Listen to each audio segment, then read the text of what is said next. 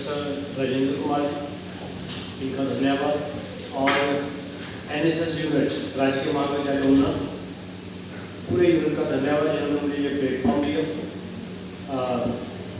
5 दिन से देख रहा हूँ कुछ इस कैंप में मुझे कमियां भी नज़र आई और उन कमियों की भी बात करूँगा। कुछ तो बातें हो चुकी हैं, कुछ और उसमें ऐड करूँगा।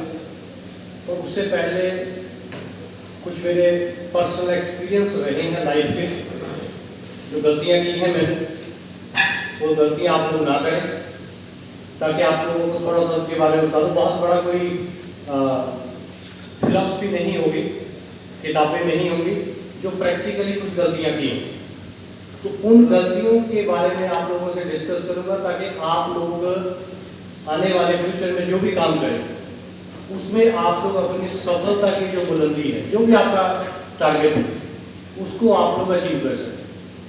ठीक है बेटा? तो सबसे पहला तो जो जिस टॉपिक पे मैं बोलना चाहूँगा कि जितने भी हम लोग यहाँ बैठे हुए हैं, हम सभी लोग अपनी वैल्यू को समझें। कोई भी यहाँ ऐसा नहीं है जो इम्पॉर्टेंट है, लिविंग थिंग और नॉन लिविंग थिंग, कोई भी है। ये पंखा लगा हुआ है, जब तक इसकी जरूरत है तब तक रहेगा नहीं, जिस दिन इसकी जरूरत खत्म हो जाएगी ये डिस्पोज हो जाएगा। इसी तरह से हम, जब तक हम अपनी वैल्यू खुद नहीं समझेंगे तब तक दूसरा कोई हमारी वैल्यू को समझ ही नहीं सकता है। और दूसरा इसी के साथ अपनी वैल्यू में को ऐड करें, बढ़ाएं अपनी वैल्यू को। और आज की डेट में क्या हो गया है, किसी ने फेसबुक पे सेल्फी डाली और किसी ने लाइक नहीं किया तो टेंशन हो गई। बेटा जरूरत इस बात की है कि लोग कहें कि हमने आपके साथ सेल्फी लेनी है, उसके लिए आपको अपनी क्या करनी पड़ेगी बेटा, वैल्यू बढ़ानी पड़ेगी। और वैल्यू बढ़ाने के लिए किसी दुकान पे नहीं मिलता कुछ भी बेटा। और जैसे अभी सर आए थे 2 दिन पहले, तो उन्होंने कहा था डॉक्टर साहब कि लाइफ में हमें हार्ड वर्क एक बार करना ही पड़ेगा। या तो हम अभी कर लें जिस एज में आप लोग हैं, बाद में करना पड़ेगा तो बहुत लंबा चलेगा बेटा, बहुत स्ट्रगल करना पड़ेगा। तो उस चीज़ से बचने की कोशिश करें।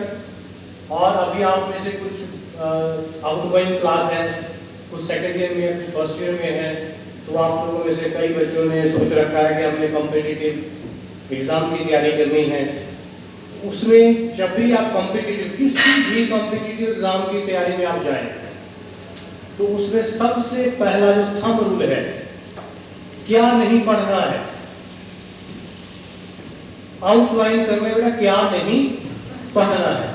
क्योंकि होता क्या है, हमें कुछ बताता है कि एचएस का पेपर निकला, हम तैयारी शुरू कर देते हैं, हम कभी सिलेबस नहीं देखते उसका।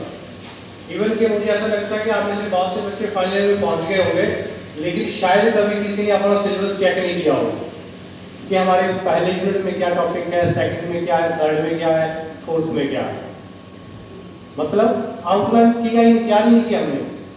तो उसी का नतीजा निकलता है कि मेहनत करने के बावजूद भी हम लोग क्या हो जाते हैं बेटा, असफल हो जाते हैं, फेल हो जाते हैं हम लोग। तो सबसे पहले कोशिश क्या करें, आउटलाइन करें कि मैंने जो करना है उसमें क्या मुझे करना नहीं।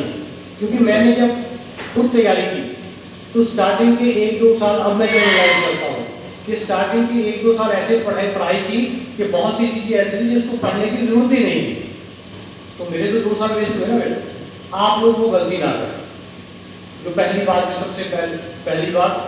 और दूसरी, जब भी आप कॉम्पिटिटिव की तैयारी करें, कुछ भी करें, तो पहले आप अपने आप से एक बार पूछ लें कि क्या मैं उसके लिए तैयार हूँ या नहीं।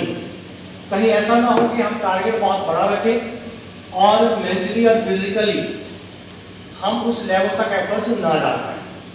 तो अगर हम ऐसा करेंगे तब भी क्या होगा बेटा, तब भी हमें असफलता ही मिलेगी, तब भी हम असफल ही होंगे। और जितने भी लोग आज कहीं आगे बढ़े हुए, वो लोग कहीं कोई मंगल ग्रह से नहीं आए हुए, हम में से ही हैं।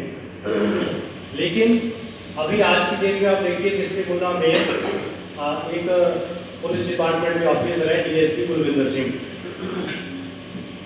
अगर आप उनको कभी बिना कैप के देखेंगे, बाल नहीं है उनके सिर पे। मेरे वो बहुत अच्छे दोस्त हैं, कम से कम मुझसे वो 2 या 3 साल एज में छूटे हैं। मुझे पता है कि कैसे स्ट्रगल किए, क्योंकि हम इकट्ठे थे। तो इसलिए उस स्ट्रगल से डरे ना, और जब भी आपको स्ट्रगल करने का मौका मिले उसको एंजॉय करें। और इसको जब आप एंजॉय करेंगे तो डेफिनेटली आप लोग क्या करेंगे, उसको अच्छे से करेंगे और आगे बढ़ेंगे। और हम सब के अंदर इस बात का स्पेशली ध्यान रखें कि हम सब के अंदर एनर्जी की किसी प्रकार की कोई कमी नहीं। बस बात इस बात की है कि हमने उस एनर्जी को अच्छे तरीके से क्या करना है बेटा, चैनलाइज करना है। और एक चीज जो मैंने तब जानी जब मेरी मदर की डेथ हुई, कि हमारी लाइफ में अगर सबसे ज़्यादा इंपॉर्टेंट पर्सन होता तो मदर को लेके मैंने यहाँ एक 2 सॉन्ग या पॉइंट्स भी सुनी है, लेकिन आप लोग जरूर चेक करें कि आप अपनी मदर की कितनी रिस्पेक्ट करते हैं। बहुत से बच्चे आते हैं, पाँव को हाथ लगाते हैं, उनको बोलता हूँ बेटा मेरे पाँव को हाथ मत लगाया करो, घर में मदर और फादर जो होते हैं उनके पाँव को हाथ लगाया करो, वो ज़्यादा बेटर है। तो आप लोग भी इस बात को जरूर चेक करें कि आप अपनी जो मदर है उसकी कितनी रिस्पेक्ट करते हैं। जबकि मुझे ऐसा लगता है कि हमारे घरों में मदर सबसे इम्पॉर्टेंट है, हमारे घर की बैकबोन है, लेकिन रिस्पेक्ट सबसे कम है। हम ढंग से बात भी नहीं करना चाहते, उससे करते नहीं है, वो कुछ बोलते हैं सुनते नहीं। आप लोग चेक करें अपने आप, इस बात का ध्यान रखें। और किसी के अंदर कोई कमी नहीं है, ये बात मैं फिर एक बार बोल रहा हूँ। +2 में किसी के 50% नंबर है, उसका मतलब ये नहीं कि वो उसको कुछ आता नहीं है। नंबरों से किसी को आप, क्योंकि कोई सर्टिफिकेट आप गले में डाल के थोड़ी घूमेंगे बेटे। आपका बिहेवियर कैसा है। अभी आप लोगों को बोला गया, कितनी बार बोला गया कि बेटा यहाँ कोई रिसोर्स पर्सन आया, आप उनकी बात सुने, उन्होंने अपने जीवन में कुछ अचीव किया, वो आपके साथ अपनी बातें शेयर कर रहे हैं। और मैक्सिमम स्टूडेंट्स क्या करते हैं, मोबाइल में बिजी रहते हैं। कहीं को पता ही नहीं 4 दिन में हुआ क्या, कहीं ऐसे भी होंगे मान लो कि 4 दिन में हमने किया क्या। और जब हम सफाई की बात करते हैं तो सफाई का मतलब ये नहीं कि आप सफाई कर्मचारी हैं, ऐसा नहीं है बिल्कुल। ये केवल इस बात का है कि हम जब इतने लोगों के बीच में काम करेंगे, हेजिटेट ना करें हम, क्योंकि काम कभी भी कोई छोटा नहीं होता। आप में से कल को हो सकता है किसी को यूरोपियन कंट्री में, अमेरिका में कहीं भी जाने का मौका मिले, तो जब आप वहाँ देखेंगे कि इतनी सफाई, तो देखेंगे हमारे देश में क्यों नहीं है। कैसे होगी बेटा, जब हम करना ही नहीं चाहते हैं। मेरे ब्रदर यूएसए में रहते थे, कि कहते हैं वहाँ हम कहीं पब्लिक टॉयलेट यूज़ करते थे, जैसे मान लो हैंड वॉश किए, तो हैंड वॉश करने के बाद आपको पता है कि वहाँ पे वॉश बेसिन जो गीला हो जाए, तो वहाँ पे कपड़ा रखा होता है कि जिसने यूज़ किया वो उसको साफ करेगा, जैसा उसको मिला था वैसा ही वो करके जाएगा। हमारे यहाँ क्या होता है बेटा, पब्लिक टॉयलेट में देखा, बस स्टैंड का टॉयलेट में आप लोग दरवाजे के पीछे शेर और शारी फ़ोन नंबर लिखे होते हैं, है बेटा। ये तो काम करते हैं हम। अभी देखिए, अगर मान लीजिए कोई चीफ गेस्ट आ जाए हमारे अभी यहाँ पर, वहाँ देखिए पीछे 2 डेस्क देख लीजिए क्या आ रहा है, आप देख लीजिए आपके सामने है, किसी को नजर ही नहीं आ रहा कि हम हैं क्या। अब क्या है कि बस आए, NSS इसलिए रखी कि मेरी गर्लफ्रेंड ने रखी हुई या मेरे बॉयफ्रेंड ने NSS रखी हुई, इसलिए मैंने NSS रखी। कॉमर्स से इसलिए पढ़ रहा हूँ कि मेरा दोस्त या कॉमर्स पढ़ रहा है, मतलब अपना कोई है ही नहीं, सोच ही नहीं है कुछ। तो ऐसे कैसे चलेगा फिर, ऐसी है बेटा, ज़्यादातर लोगों का यही हाल होता है। और मैं जब खुंडिया कॉलेज में था तो मेरा एक स्टूडेंट था, मुझे बहुत अच्छा लगता था, एनर्जेटिक था, एकदम वो परेशान था। मैंने कहा क्या हुआ, कहता मेरी गर्लफ्रेंड बात नहीं कर रही है। मैंने कहा मेरी से कर ली, कहते सर आपकी, मैं कहा बहुत। तो बेटा आप अपनी वैल्यू को बढ़ाइए ना, गर्लफ्रेंड कैसे छोड़ के चली जाएगी आप। और बेटा कुछ लोग ऐसे होंगे वो बेचारे 3 साल फोटो स्टेट करवाते रहेंगे, पेन ड्राइव लेके जाते रहेंगे इधर उधर, बाद में पता चलता है वो तो मुझे भाई साहब थे। ऐसा होता है बेटा, हमारे साथ भी हुआ है, आपको सब मंगल मेरा जा रहे, ठीक है ना बेटा। तो कहने का भाव क्या है? कहने का मतलब है कि आप अपनी वैल्यू को, जब आपकी कल मेरी बहुत अच्छी लाइन पढ़ी गई है कि जब आप किसी के सामने बहुत इजीली उपलब्ध हो जाएंगे ना अवेलेबल, तो वो आपकी कोई वैल्यू नहीं करेगा। अब इजीली अवेलेबल है, अभी वो फोन किया नहीं, आप पहले अवेलेबल हो, तो उससे क्या होगा? उससे आपकी वैल्यू ऐड नहीं, वैल्यू क्या हो रही है बेटा? कम हो रही है। अपने आप को पहचाने, आप बहुत वैल्यूएबल हैं, किसी में कोई भी कमी नहीं है, एनर्जी सब में बराबर है। बस फर्क सिर्फ इस बात का है कि हम उस एनर्जी को यूज कैसे करते हैं। और एनर्जी को यूज करने के लिए आप जिस एज में हैं, इस एज में आप लोगों का फोकस होना चाहिए। और मैं सोशियोलॉजी पढ़ाता हूँ तो उसमें मैं कुछ टेक्निक्स बताता रहता हूँ, फॉलो तो करते नहीं है बच्चे। आप लोगों में भी मुझे पूरा विश्वास है कि आप लोग भी नहीं करेंगे, ठीक है नहीं? लेकिन हमारा काम है कि आप लोगों के साथ 4 साल जी करना, बाकी आपकी मर्जी है, ताकि 4, 5, 6 साल के आपको पता चले किसी ने हमें कुछ बताया था। तो सबसे पहली जो टेक्नोलॉजी है कि आपको फोकस करना, मैंने खुद अपने साथ प्रैक्टिकली यूज करके देखी, क्योंकि मैंने देखा मैं कई बार जैसे ही सिचुएशन थोड़ी सी नेगेटिव होती थी तो मैं बहुत नेगेटिविटी से भर जाता था। तो फिर मुझे कुछ किताबें पढ़ने का मौका मिला, तो उससे मुझे लगा कि नहीं, तो सबसे पहली जो टेक्निक है इसको आप करके देखें और कोशिश करें कंटिन्यूटी में 90 डेज, और लगभग आप लोगों को 15 या 20 दिन के बाद आप लोग छोड़ ही नहीं पाएंगे उसको, क्योंकि आपको लग रहा है कि मुझे बहुत फायदा हो रहा है। तो उसमें सबसे पहली एक्टिविटी क्या है जो सोशियोलॉजी पढ़ते हैं, तो मैंने बताई है, हरिपुरधार में भी, खुनिया में भी, ऊना में भी, लेकिन कितने बच्चों ने फॉलो की है? आई थिंक तो रिजल्ट 0 आ गया, ठीक है? तो आप लोग भी मुझे नहीं लगता 0 से आगे बढ़ा पाएंगे।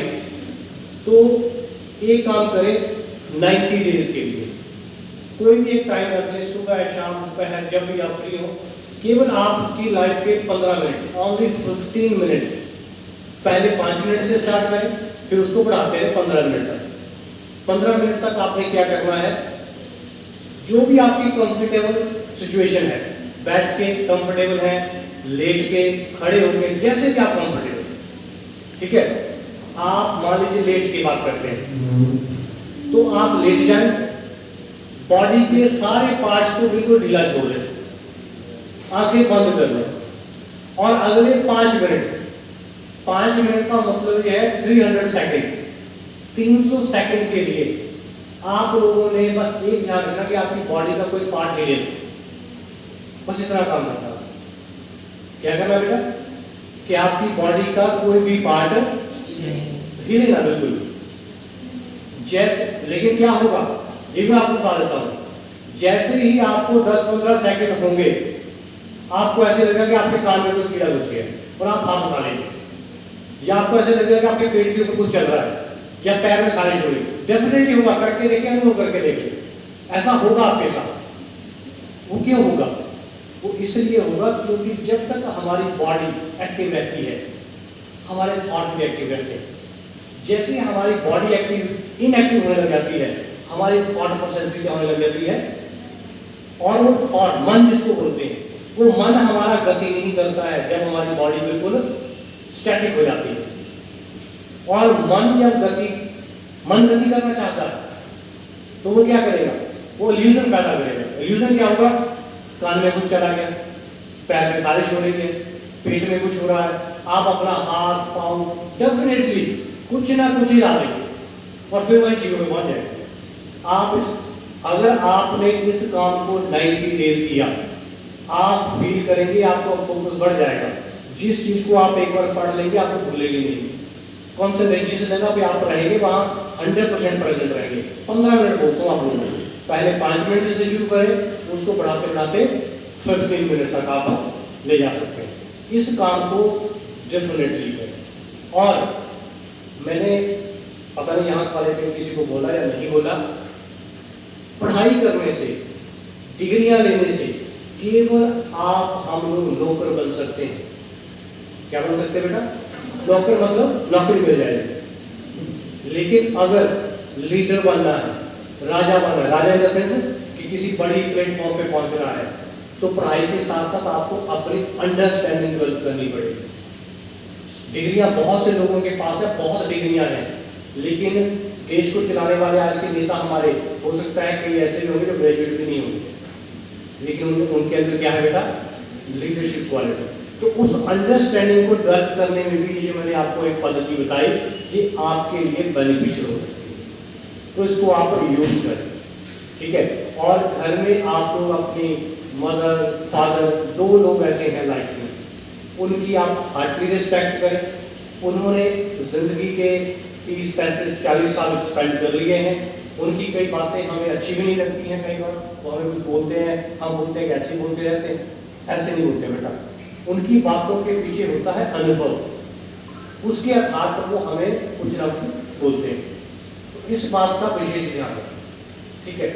और मन हमारे कई बार कैसा इल्यूजन पैदा करता है, ये मैंने कई बार क्लास में भी बताया है।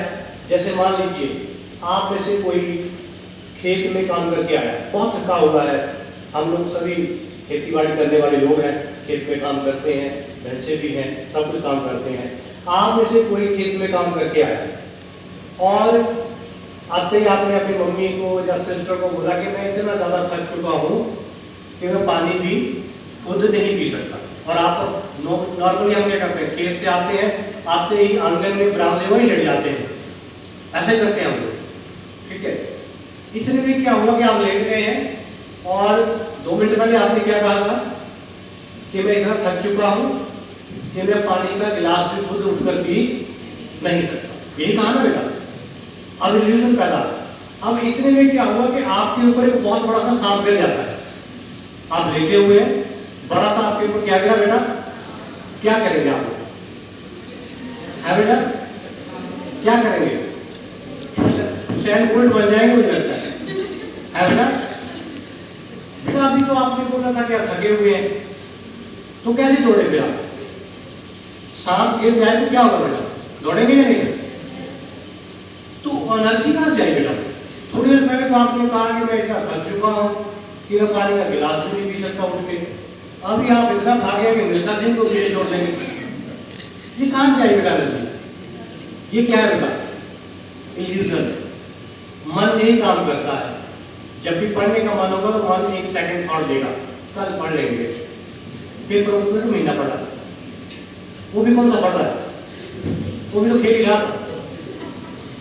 और ये सब इल्यूजन जो है ये कहीं ना कहीं क्या करते हैं बेटा, बैकवर्ड। और हमारे साथ का पढ़ने वाला और दूसरी जो मेंटालिटी है, हमारा साथ में पढ़ने वाला जो हमारे साथ कैंटीन में भी बैठता था, हमारे साथ कहीं भी खेलता था, लेकिन वो रात को सोता कम था, पढ़ता ज़्यादा था, तो कहीं ना कहीं निकल जाता है, कहीं पहुंच जाता है, फिर हम क्या कहते हैं, उसकी तो किस्मत बहुत अच्छी, उसके तो मामा लगे हुए, उन्हें तो रिश्वत दे दी, ऐसी बातें करेंगे। हम खुद नहीं सोचेंगे कि हमने क्या किया, डेफिनेटली नहीं सोचेंगे।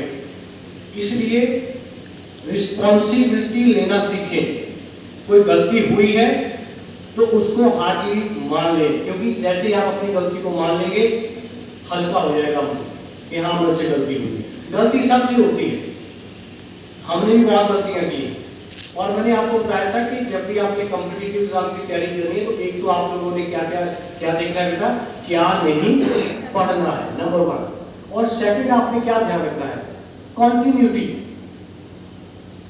मैंने बेटा कम से कम भी 5-6 साल बहुत डेडिकेशन से मेहनत की एचएस के पेपर के लिए, लेकिन आज मैं जब असेस करता हूँ 2022 में, इससे पहले भी, तो मैं असेस करता हूँ कि वहां पर जो फेलियर हुआ, उस फेलियर का कारण था कॉन्टिन्यूटी नहीं, ब्रेक हो जाती थी कॉन्टिन्यूटी। जैसे 2 महीने पढ़ाई की, उसके बाद अगले 5-6-7 दिन के लिए पढ़ाई नहीं हुई। वो 5-6 दिन इतने भारी रहे हैं कि उस चीज को अचीव नहीं कर पाया जिसको अचीव करना चाहता था। यानी कि जिसको बोलते हैं कि फर्स्ट लव नहीं मिला। फर्स्ट लव मतलब जॉब की बात है, आप लोग गलत ना समझिए, ठीक है। तो कहने का मतलब 2 चीजों का ध्यान रखें जो मैंने बताया कि पहले तो डिसाइड कर लें कि क्या नहीं पढ़ना है, आउटलाइन बना दें, और दूसरी बात कंटिन्यूटी बना के रखें, और तीसरी, जब भी आपने किसी चीज के बारे में आपको नहीं पता है तो किससे पूछना है ये डिसाइड कर ले बेटा, ये बहुत इंपॉर्टेंट फैक्टर है। क्योंकि मुझे एक लड़की मिली कॉलेज की, उसने मुझे बोला सर मैंने यूपीएससी की तैयारी करनी है, बहुत इंटेलिजेंट लड़की है और आई थिंक तो कर भी सकती है। तो मैंने कहा कोई प्रॉब्लम नहीं बेटा, मैं तो सोचता हूँ कि जब तक गुना में हूँ कम से कम 2 3 4 लोग यहाँ से निकले, ताकि हमारे लड़के लड़कियाँ जो है उनको भी मोटिवेशन हो कि हमारे साथ के लड़के जो हैं लड़कियाँ हैं वो आईपीएस यूपीएससी एचएस में जा रहे हैं, कोई प्रॉब्लम नहीं है। डिस्ट्रिक्ट हेडक्वार्टर में बैठे आप, हर चीज़ अवेलेबल है आप लोगों को। वो तो आप कहीं हरिपुर जैसी जगह में जाओ ना, यहाँ पे पहले 15 किलोमीटर कॉलेज पहुँचना पड़ता है, फिर जाके क्लास होती है। यहाँ तो घर में ही बस मिल जाती है, सब कुछ अवेलेबल है। तो मैंने कहा प्रॉब्लम कहाँ है? तो उसने मुझे क्या बोला कि सर प्रॉब्लम ये है कि मुझे किसी ने कहा, अपना ध्यान से सुनो मेरी बात को, कि मुझे किसी ने कहा कि क्लियर ही नहीं होगा यूपीएससी, क्या होगा बेटा, क्लियर नहीं होगा। फिर मैंने पूछा कि कहा किसने आपको? क्योंकि मेरे भैया है प्राइवेट बस में कंडक्टर है, वो मेरे भैया है प्राइवेट बस में क्या है बेटा, मैं ये नहीं कहता प्राइवेट बस में कंडक्टर गलत होता है, लेकिन क्या वो यूपीएससी के बारे में बता सकता है? तो क्वेश्चन मेरा ये है, मैं ये नहीं कहता कि कंडक्टरी करना गलत है, मैं मुझे काम कोई गलत नहीं है, लेकिन क्या वो यूपीएससी के बारे में किसी को कुछ बता सकता है? नहीं बता सकता। मैं कहा बेटा पहले ये तो देखो कि जिससे पूछ रही हो उसको पता दिया या नहीं। फिर उसको मैंने बोला कि ऐसा नहीं होता, हम जैसे ही लोग हैं। अगर आप लोग गूगल पे जाएं, अभी नहीं घर में जाके एक नाम सर्च करें, मनीराम शर्मा, मेरे पास शायद उसके न्यूज़पेपर की कटिंग भी होगी, मनीराम शर्मा फ्रॉम राजस्थान। एक बच्चा जो ढंग से बोल नहीं सकता है, जिसके कान ढंग से सुनाई नहीं देता, वो भैंसे चराता है वो, लेकिन वहाँ भैंसे चराते चराते पास में एक मंदिर है, वह मंदिर में बैठे बैठे उसने सारी किताबें पढ़ी। किसी ने उसको देखा, किसी ने उसको देखा कि यार ये पढ़ता बहुत अच्छा है। और इसके साथ दूसरी बात और जोड़ देता हूँ कि अगर आप कुछ करना चाहते हैं तो परमात्मा आपकी हेल्प करता है हर कदम पे, कोई ना कोई आपको मिल जाएगा। उसके अंदर था कि मैंने पढ़ना है, तो किसी ने उसको देखा वहां पे टीचर, उसने बोला कि तू पढ़, उसको स्कूल में एडमिशन करवा दिया। करते करते करते वो ग्रेजुएट हो गया, कोई ना कोई उसकी हेल्प होती गई। फिर किसी ने उसको बताया यूपीएससी के बारे में, विश्वास नहीं करेंगे, पहला चांस दिया उसने, सिलेक्ट हुआ पहले चांस में, लेकिन यूपीएससी ने रिजेक्ट कर दिया कि ये जो लड़का है ना तो सुन सकता है ना ढंग से बोल सकता है, ये कैसे काम करेगा। रिजेक्ट हो गया वो, उसको वहां पर उन्होंने जॉब नहीं दी। उसके बाद उसके एरिया का जो लोकसभा मेंबर था उसने उसका ट्रीटमेंट करवाया, कान ठीक करवाया, स्पीच थेरेपी करवाई, आवाज भी ठीक हुई। सेकंड अटेम्प्ट फिर दिया और फिर ठीक, फिर वो पास किया उसने, सेकंड अटेम्प्ट फिर पास किया। उस टाइम तक फिर कुछ प्रॉब्लम हुई और जॉब उसको फिर भी नहीं मिली। यूपीएससी की बात कर रहा हूँ, जेईटी के एग्जाम की बात नहीं कर रहा हूँ। पहला अटेम्प्ट, दूसरा अटेम्प्ट, फिर कुछ न्यूज़पेपर के एडिटर हैं, ये द हिंदू न्यूज़पेपर आता है, आप लोगों ने नाम सुना हो शायद, उसके जो एडिटर हैं उन्होंने गवर्नमेंट को बोला कि आप कर क्या रहे हैं कि एक लड़का जो बोल नहीं सकता था, सुन नहीं सकता था, एक बिल्कुल साधारण बैकग्राउंड से पशु चलाता था, वो इस लेवल पर पहुंचे, तो आप उसको जॉब क्यों नहीं दे रहे? सारे टाइम फिर यूपीएससी दिया उसने, फिर सिलेक्ट हुआ। पीछे कुछ टाइम पहले मैंने पढ़ा था कि वो गुड़गांव में, गुरुग्राम नाम सुना होगा, वहां पर डेप्यूटी कमिश्नर। तो आप अंदाजा लगाइए कि जो बच्चा सुन नहीं सकता है, जो बच्चा ढंग से बोल नहीं सकता है, जब वो अपनी विल पावर के दम पे इस लेवल तक पहुंच सकता है, तो परमात्मा की कृपा से आप लोगों में तो कोई कमी है जाहिर नहीं है ना कमी। अब दूसरी एग्जाम्पल, एक लड़की की बात कर रहा हूँ, लगभग 18 साल की उसकी शादी हो जाती है।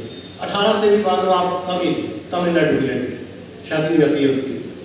उसका जो हस्बैंड है वो तमिलनाडु पुलिस में जॉब करता है। तो 26 जनवरी या 15 अगस्त का प्रोग्राम था, तो उसने अपनी वाइफ को बोला, और शादी को 2-3 साल हो गया, 3 साल 2 बच्चे। उसने अपनी वाइफ को बोला कि हमारा 26 जनवरी या 15 अगस्त का फंक्शन था, कि आप हमारे साथ चलो फंक्शन चलेंगे। तो वहाँ गए, तो वहाँ बैठी हुई थी, तो उस तरह में फिर बड़े बड़े ऑफिसर आए पुलिस के, जैसे कोई एसपी, कोई डीआईजी वगैरह आए, तो उसका जो हस्बैंड था वो तो सिंपल कांस्टेबल था, तो सबको वो सल्यूट मार रहा था और चल रहा था उनकी प्रोसेस। तो उसने अपने हस्बैंड से पूछा जो गाड़ी में आ रहे थे, उस टाइम वो रेड लाइट कल्चर था, अब तो रेड लाइट नहीं है ना मेरा गाड़ियों में, तो ये कौन थे? उसने बोला कि ये हमारे ऑफिसर हैं, ऐसे इन्होंने किया है, एग्जाम पास किया है, तब ये यहाँ पर पहुँचे। और वो जो लड़की जिसकी शादी हो चुकी है वो मैट्रिक भी नहीं पढ़ी हुई थी, उसे बोला कि मैंने पढ़ना है। उसके हस्बैंड ने उसको पढ़ाया, पहले उसको ग्रेजुएट किया और ग्रेजुएट करने के बाद तीसरे चांस में वो आईपीएस सेलेक्ट हुई। पहले 2 में नहीं सेलेक्ट हुई और लास्ट चांस जो था उसके पास तीसरा, उसमें उसने आईपीएस का एग्जाम क्रैक किया। आज की डेट में वो आईपीएस ऑफिसर है। तो हम बहाने ना बनाए कि मैं तो गांव से आता हूँ, मेरे पास तो नेट की स्पीड नहीं है, मेरे घर में बस नहीं आती है, मेरे फादर तो मजदूरी करते हैं। एक लड़की जिसके 2 बच्चे हो चुके हैं, जो अभी 10th नहीं पढ़ी हुई है, उसने उसके हस्बैंड ने उसको ग्रेजुएशन करवाई, कोचिंग करवाई और आज की डेट में वो आईपीएस ऑफिसर है, नाम मुझे उसका याद है। ये मैंने न्यूज़पेपर में स्टोरी पढ़ी थी। तो जब भी आप लोग आपस में मिले, ऐसी चीजें डिस्कस करें तो ज्यादा फायदा होगा। वो लड़का कहाँ जा रहा है, वो लड़की कहाँ जा रही है, ये वो, इन चीजों को छोड़ के, नेगेटिविटी को छोड़ के इन चीजों के ऊपर ध्यान दें, ताकि हिमाचल में डिस्ट्रिक्ट उन्ना के पास जितनी स्ट्रेंथ है किसी के पास नहीं, लेकिन हम लोग अपनी स्ट्रेंथ को भूल गए हैं। हमारी स्ट्रेंथ कहाँ चली गई है? ग्रेजुएट करेंगे, तालियां चल जाएगी, 5000 की जॉब मिल जाएगी, बत्ती चले जाएंगे। बेटा 5000 की जॉब तब तक ठीक है जब तक अकेले हैं। जब 1 से 2, 2 से 3, 4 हो जाएंगे ना, सोनू मोनू हो जाएंगे, वो काम बहुत खराब होगा। फिर असमय स्थिति आ जाएगी, टेंशन इतनी हो जाएगी, खर्चे इतने ज्यादा है और इनकम उतनी कम है। क्यों? ग्रेजुएशन करने के बाद एक लेवल तक तो ग्रोथ है, उसके बाद कोई ग्रोथ नहीं है। तो इसलिए आज मेरा आप लोगों से जो विचार विमर्श है, केवल अपने जो मैंने एक्सपीरियंस किए हैं, मैंने देखा है कि कई बार मुझे ऐसा लगा कि यार मेरी जिंदगी की कोई वैल्यू नहीं है, इससे अच्छा तो मैं मर जाऊंगा ज़्यादा। क्यों? क्योंकि हमारी सोसाइटी जो है वो रिजल्ट ओरिएंटेड है। वो ये चाहती है कि आपने किया क्या। आपसे कोई नहीं पूछेगा कितने घंटे पढ़े, पास हुए या नहीं हुए। अगर आप कहेंगे ना कि मैंने बहुत मेहनत की, मैं पास नहीं हुआ, तो बोलेंगे मेहनत ही नहीं किया, क्योंकि पढ़ के फेल नहीं होता कुछ। ऐसे होते बेटा, गाँव में ऐसे होते हैं ना कि जब तुम पढ़ा तो फेल कैसे हो। अब कोई कैसे बताए किसी कि पढ़ने के बाद भी 100% करने के बाद भी फेल हो सकते हैं। तो इसलिए आप लोगों में एनर्जी की कोई कमी नहीं है। एनर्जी मैंने आप लोगों की देख ली है, लेकिन चैनलाइज नहीं कर पा रहे हैं। जब भी हम बाहर जाते हैं, रिफ्रेशमेंट होती है, कुछ लोग गायब हो जाते हैं, कुछ गायब हो जाते हैं, कुछ मोबाइल लेके उधर छुप जाते हैं। ये बेटा ये जो एक्टिविटीज करवाई जा रही है, ये आपके करिकुलम का। अब यहाँ पर जब हम डांस की बात करते हैं, कुछ तो पीछे बैठ के मोबाइल पे बिजी रहते हैं। कम से कम आप कर नहीं सकते, स्टेज पे तो आओ। थोड़ा हेजिटेट जो आप कर रहे हैं। जब मैं आप लोगों के कहा कॉलेज में पढ़ता था, सेकेंड ईयर तक मैं बहुत ज़्यादा नर्वस, शाइनेस, लेकिन जैसे ही ग्रेजुएशन में हमने एक टूर लगाया, तो हम वहाँ पर गए थे, कोई 100-150 बच्चे थे हम। तो वहाँ से मैंने ऐसा डांस करना शुरू किया। डांस करने का मतलब नहीं मैं डांसर बन गया, ऐसा नहीं हो। मुझे कौन सा डांस करना आता है, एक्सरसाइज करनी होती है, बाजू आगे पीछे करनी है, पर क्या है यहाँ कोई डांसर थोड़ी है। हाँ, कुछ लोग हैं जो डांस अच्छा करते हैं, सभी थोड़ी करते हैं। तो आप लोग कम से कम पार्टिसिपेट तो करें।